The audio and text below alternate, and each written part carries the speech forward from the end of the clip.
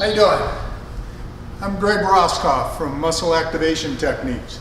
Welcome to YesWe'reBack.com. Today I want to talk with you about functional movement. And one of our functional movements that we see in sports is the movements involved in golf. And basically what we want to look at is the muscle system's role in any type of functional movement, whether it's golf, whether it's basketball, whether you're working.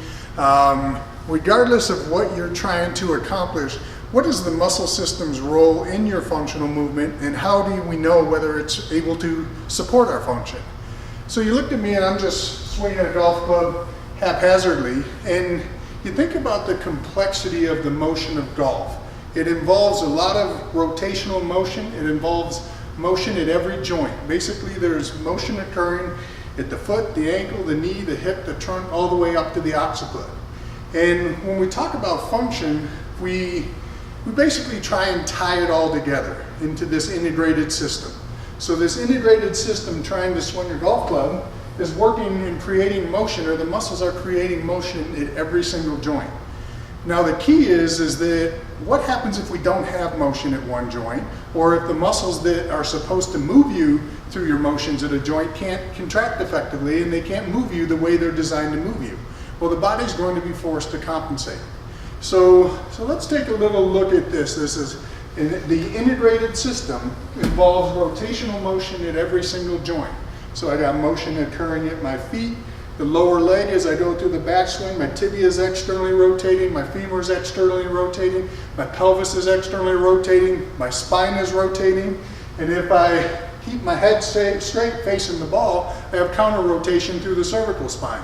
So there's rotational forces that are happening, and ironically, on each side of the body. I had external rotation on the back side and internal rotation at the lower leg and foot, the femur, the hip, the spine. I have opposite rotation occurring on the other side. Well, all of these motions have to occur in order to step up and swing a golf club. So the most important thing that we want to look at is the integrated system is only as good as the function of its isolated parts. So every one of these groups of muscles that move my ankle, that move my knee, that move my hip, that move my spine, have to be working effectively. And the question I always ask is, how do we know? How do we know if the muscles that move you into positions aren't doing their job? And from our standpoint, we're breaking this integrated system down into its isolated parts and saying, I want to know that each individual part or each individual group of muscles can actually do their job. And so you'll look at our corporate facility here, and especially in this functional environment that the fitness world has gone to, the pieces of equipment I have here for exercises are all isolated pieces of equipment. And basically they're for strengthening isolated movements. We have movements here for trunk rotation, for trunk flexion, for spinal side bend, for hip flexion, hip extension, hip adduction, hip abduction. And to the general public, well, those are just exercises that you can do in a gym. Well, how do these isolated movements transfer into the functional movements that we bring you to when we talk about something like golf? And the key is we want to know that the integrated system is functioning as a whole, that all the isolated parts are all working effectively. And so we have to break the body down into the isolated parts. So take an example, and if I was going to assess a client, I want to break it down into isolated parts, so I'm going to assess the range of motion, the motion that they have in the lower leg and foot, the knees, checking, say, knee flexion, knee extension relative to what the axis of the joint defines, and the hip provides great amount of rotation, and I'm going to look for symmetrical motion between the left side and the right side.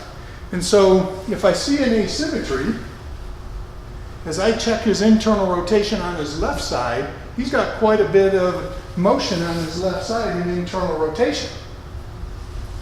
When I check the motion on his right side, he's limited in internal rotation on the right side.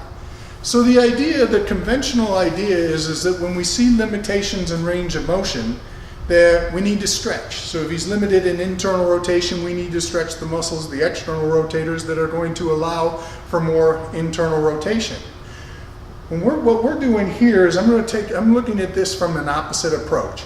We just correlated that when you swing a golf club, you need hip internal rotation on one side will be internally rotating, the other will be externally rotating. Then you transfer your weight to the opposite side, and you go from an externally rotated position to an internally rotated position and vice versa on the other side. So internal rotation is a key component of motion in a golf swing.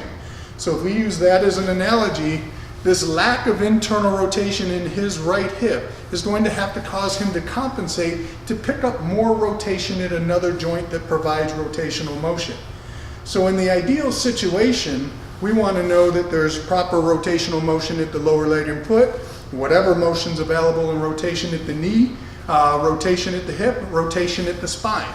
So go ahead and sit up, cross your arms over your shoulders, turn all the way this way, and turn all the way the other way. A little tighter one way than the other. Looks pretty symmetrical, going to his left and going to his right. So we don't have a problem in the spine, so we know that he can actually pick up motion through compensatory movement through the spine. Go ahead and lay back. But the key is there's a weak link here. And that weak link we're actually going to correlate to a lack of mobility. What I'm going to actually transfer is it's a lack of stability. Because whenever you have stress, trauma, or overuse to your neuromuscular system, the resultant inflammation alters the communication between the brain and the muscles, and then the muscles just can't fire and contract as efficiently as they should be able to contract. And so if these muscles can't contract efficiently, when muscles contract, they shorten. So if these muscles can't contract efficiently, they can't shorten. And so the internal rotators of the hip have lost the ability to shorten, which means the opposite muscles, the external rotators, are showing up as being tight. So the goal is to actually improve the contractile capabilities of the muscles that can't shorten, along with trying to make sure that you have mobility from the opposite muscles. So a way to improve that contraction is actually to perform isometric contractions in that shortened range, to kind of reestablish that communication between the nervous system and the muscle system so that he can actually improve his internal rotation. So as I have him in internal rotation, I want you to internally rotate into my hand. I'm having him perform a low intensity isometric contraction further into internal rotation. Then I relax after about 6 seconds, and then I take him back into internal rotation. Go ahead and contract for 6 seconds, and then relax. And then we're going to come back in 6 seconds, internal rotation. He's pushing into my hand to isometrically contract the internal rotators that were not contracting efficiently, which was why he had a limitation in range of motion. So now after contracting those internal rotators by jump starting the muscles through the isometric contractions, all of a sudden we have a greater range of motion in internal rotation. Now the nice part about that is improve the force output of the muscles, so the muscles are stronger through a greater range of motion. So not only does he have mobility, but he has stability. Now you transfer that back into function. We never think of somebody being functional, or the exercises that we do lying on the table can transfer over into function. But now that we improve his ability for his hip internal rotators to contract, all of a sudden he has more mobility and stability, and that will transfer over into the golf swing because now he'll be able to load that leg into internal rotation.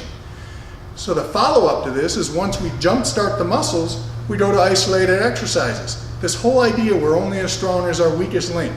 A weak link here was demonstrated by his limitation in range of motion. His limitation in range of motion dictated that he had weakness in the internal rotators. We jump start the internal rotators, then we follow them up with an exercise to strengthen internal rotation of the hip. The nice part is you can do this with every joint, with every group of muscles in the body.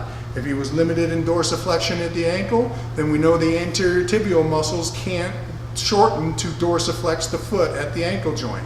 So we would actually, instead of stretching the calf, we would actually do isometric contractions to into dorsiflexion.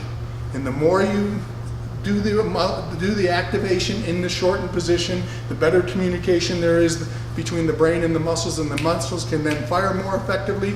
Then the tight muscles relax. Then all of a sudden what we thought was a limitation in range of motion due to tightness now becomes or results in more mobility due to increased contractile ability. So increasing strength of muscles can improve mobility without even having to stretch. The idea that we're transferring here is in functional movement, we've geared toward doing all these exercises to strengthen our functional movements. We have to recognize that this integrated system is only as good as the function of its isolated parts. And with muscle activation techniques, we go from part to part to determine where's your weak links. And then that weak link is determined by where there's a limitation in range of motion. Once we identify the weak links and due to the limitation in range of motion, we perform isometrics to activate the muscles. Then we follow it up with strengthening exercises. Over time, you will have increased strength and mobility in the associated joints. Thank you for listening. This is Greg Roskopf from Muscle Activation Techniques. Welcome to YesWe'reBack.com.